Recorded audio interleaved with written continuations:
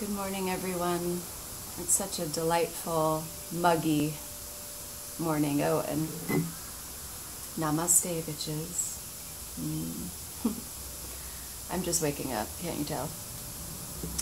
So I had the great privilege of leading a retreat this past weekend, and I always say it that every retreat is better than the last one, and this one is no exception. It was fantastic. And each retreat is themed, and this one was called Soul Food, and so our main premise was to cleanse our souls and listen to our souls and then nourish our souls so that we could create a life that's deeply rooted into our soul's purpose. And our chef Meredith, who's just amazing, she cooked up the most delicious southern soul food vegan feast. Oh my god. Those lentil cakes, amazing.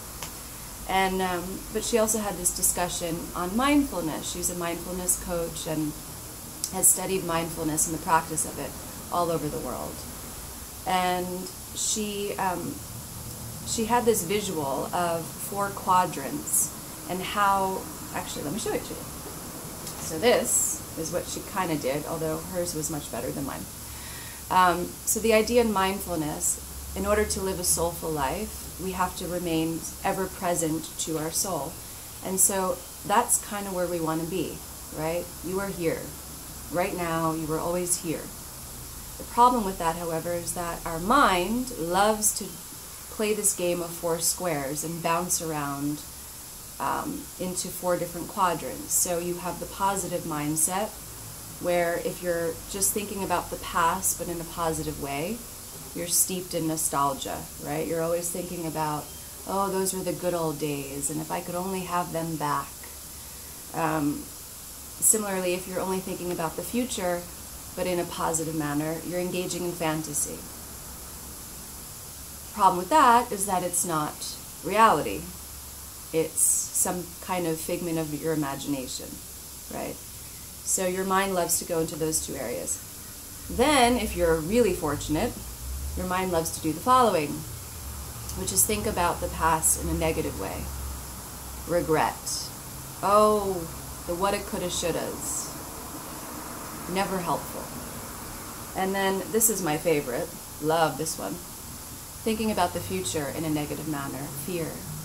Oh my God, what happens if, what if, the worry that we love to engage in.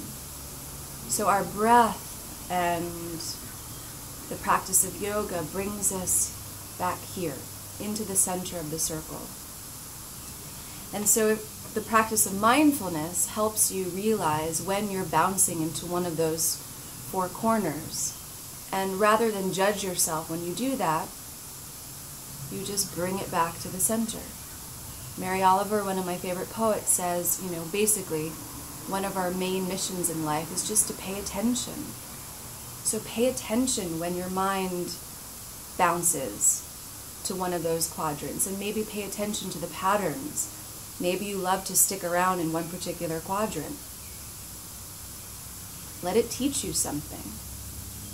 But in the art of mindfulness, we learn so much about our mechanisms of our mind so that we can allow ourselves to give ourselves permission to come right back into the center with love and forgiveness and compassion and no regret and no fantasy, just here.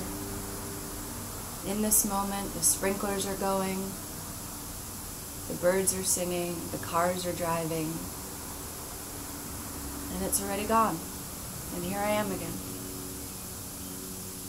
Hopefully that is helpful for you. Namaste.